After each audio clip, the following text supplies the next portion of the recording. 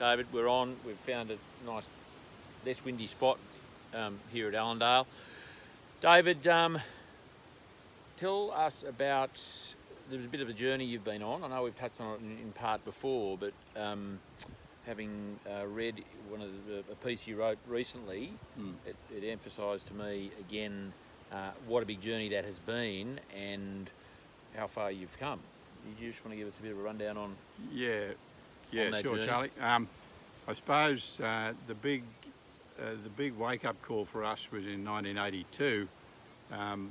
Everyone around here remembers that as the worst drought we've ever had, but and it was the driest year we've ever measured for rainfall. I think we had 240 mils for 12 months, so it was very dry, and we completely missed spring, and it was dry going into the autumn.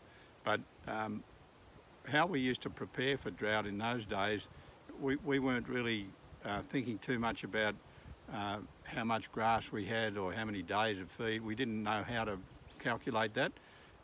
My thinking then was about, do I have 6 months of grain and enough hay to get through 6 months of feeding everything? So, but that was a very dry year. We did reduce our numbers a bit, probably 25%, but too late. So the place was getting eaten out by the time we started reducing numbers. The market totally collapsed. The stock were worth, there was a big sale in Burra one day, there were 3,000 sheep in there, not a bid. So people had to pay to get them back home and then work out what to do with them. There were a lot of sheep. People were shooting sheep, I think, but a lot of sheep died. We didn't lose sheep like that, but our sheep did get pretty light. But the big clincher was we had quite a lot of feed on hand. We fed that all out, and the government of the time bowed to pressure from farmers who were all fully stocked, and it was seen as a national tragedy to let these animals suffer and die, and so the government agreed to providing a 50% subsidy we could get wheat from the wheat board at a 50% subsidy. And of course most of us took it up. I certainly did, and we created an even bigger desert than we had before we started feeding out the wheat. So that was an ecological disaster. I don't feel I'm a depressed sort of a character, but I really could only do what I had to do at that stage. I could go out and feed the sheep.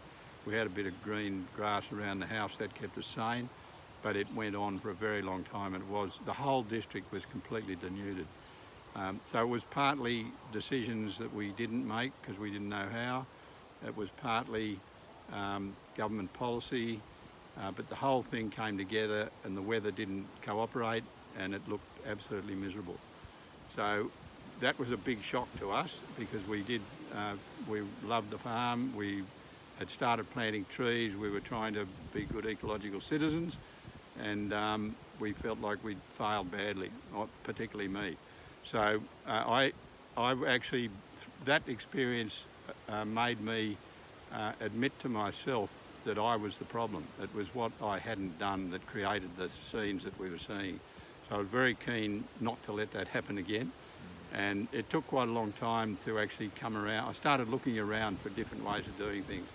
And anyway, over a number of years, got involved with doing a holistic management course, got involved in zero-till farming, which I thought was an answer, and it's a part answer, but it's absolutely and utterly tied to herbicides, which ultimately will fail because they've only been around for 5 minutes and plants have been around for millions of years. So the plant community will always get around those silver bullet fixes. So we wanted to get away from that intensive input regime with herbicides and fertilisers with crop, which we didn't realise we weren't making any money at really. Wasn't until we did some serious analysis with our holistic management training that we realised that not only did we want to get away from it, but we probably should because it wasn't actually doing us any favours financially. So then with the holistic stuff, we learned how to plan grazing, how to assess the amount of feed we had, the principles of matching the livestock to the resource, so matching your stocking rate to the carrying capacity of the country, which is dynamic, and actually doing that, because we started managing holistically in 1999, and within 2 years we started to step into a 9-year drought, or 9 years of less than average rainfall, I'd say you'd call it. So you can look at some of the totals in those years, and the totals don't look too bad, but if you look where the rain fell in that year, they were very widely spaced. You know, you can get your monthly average at the beginning of a month and then nothing till the end of the next month, so you've got 2 months of dry. That happened a lot. So there were lots of crop failures. We'd given up cropping by then, so we weren't involved with that, but there were spring after spring was missed, and it was a miserable time for the cropping sector. Livestock were actually quite reasonably priced because numbers had fallen with the collapse of the reserve price scheme in 1989. It was hard to make money out of livestock for about 10 years over the 90s.